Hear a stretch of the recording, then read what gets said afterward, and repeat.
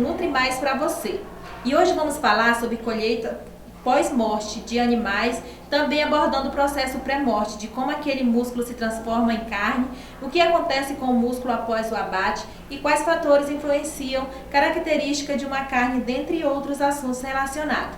E você aí de casa que tem sua dúvida, mande pra gente através da hashtag #EuNutriMais e participe.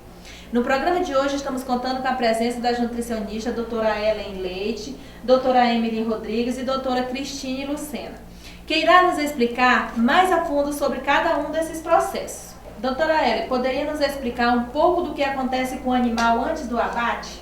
Sim, Madi. Bom, são vários os motivos que acontecem antes do sacrifício e que influenciam nas propriedades musculares do animal, como os fatores ambientais, o peso, a idade, o sexo, o calor, a umidade, o barulho onde esse animal está, a claridade, espaço disponível para ele durante o transporte e as acomodações que antecedem o abate, que podem exercer influência negativa sobre eles, levando ao estresse.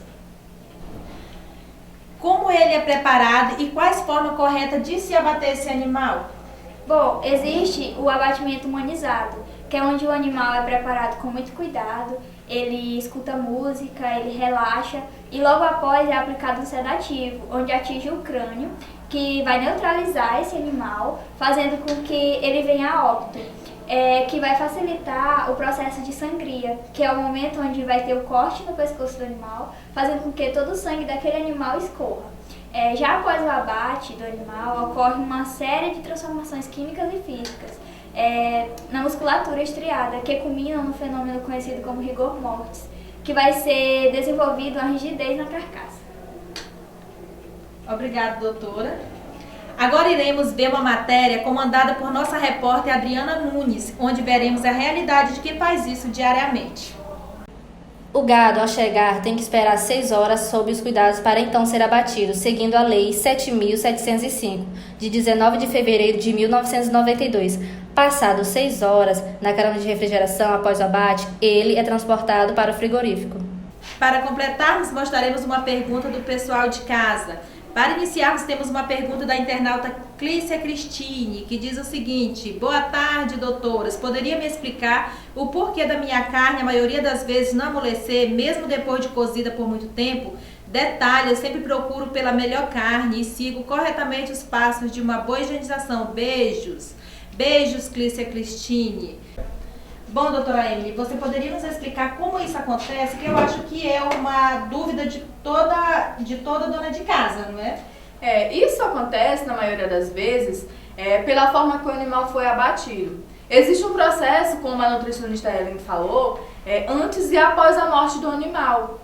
Para que isso não aconteça, é necessário um tratamento anti-mortem, um processo de abate humanizado, é claro, e técnicas de armazenamento da carne. Neste caso, isso deve ter ocorrido pelo grande estresse físico que esse animal deve ter sofrido.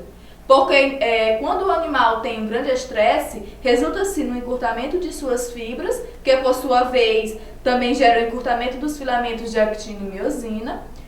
Isso significa que enquanto ocorrer contração muscular, ou seja, um estímulo nervoso, o músculo não virará carne de qualidade.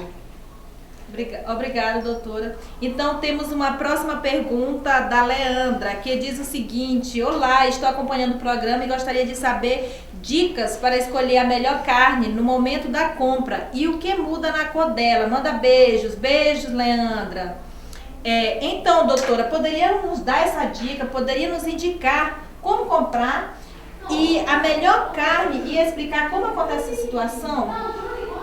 Na desordem fisiológica, temos a carne PSE, que significa pálidas, moles e exudativas, onde temos uma glicose pós-mortem muito rápida, que causa um pH muito baixo quando ainda é elevada. E temos a carne DFD, que significa escuras, duras e secas, onde a queda do pH é pouco acentuada devido à baixa concentração de glicogênio muscular. E reflete maior capacidade de retenção de água. Além de que essa perda de pH ela tem que ser gradativa e não brusca. a carne DFD ela se torna a melhor escolha comparada à PSE, pois com boas práticas de manejo durante o transporte e abate dos animais permite preservar as reservas de glicogênio muscular, tornando mais fácil o decréscimo de pH durante o período pós-mortem. Mas isso é muito pela falta a falta de informação, não é, que existe, que ainda é ainda algo que acontece muito desconhecido, que nem a dona de casa, muitas vezes aquele açougueiro que tem aquela, digamos, o abate ali sem ser humanizado, como é que eu posso dizer? Ele não vai ter uma carne de qualidade, não é? Obrigada, doutoras. Iremos agora com a nossa repórter Beth Almeida, que trará a opinião das pessoas sobre o nosso assunto. Boa tarde. Hoje viemos à feira para falar sobre um assunto que deveria ganhar um enfoque maior. Será que sabemos qual a melhor carne a ser comprada? Seria mais adequado comprar essa carne cortada na hora ou já cortada e embalada como vendem nos supermercados?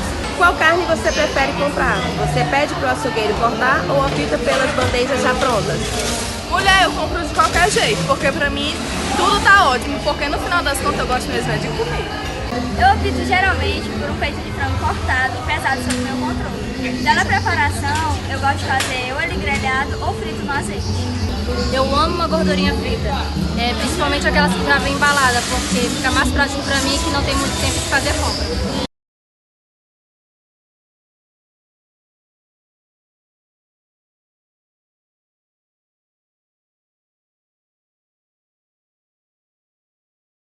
Como você higieniza a sua carne? Eu sempre lavo bem e sempre coloco na água quente, e se possível 2 vezes.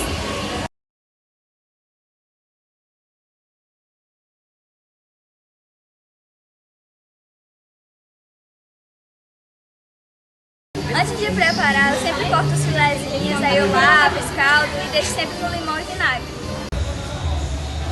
Em casa eu nem faço nada, só coloco no fogo e pronto. Ok, Beth, obrigada. Temos uma última pergunta que é de Nayara Tavares. Bom, na minha cidade sempre tem disponível apenas carnes não tão boas, macias.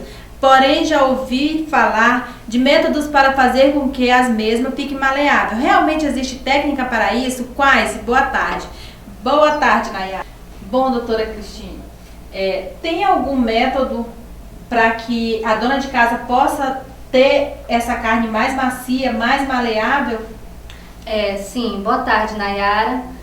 Madian, com relação à dúvida de Nayara e a dos demais, tem várias formas e uma delas é cortá-la sentido contrário das fibras.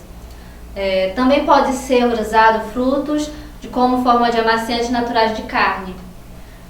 Como, por exemplo, nós temos o abacaxi, pois a enzima bromelina presente no mesmo quebra as cadeias musculares da carne.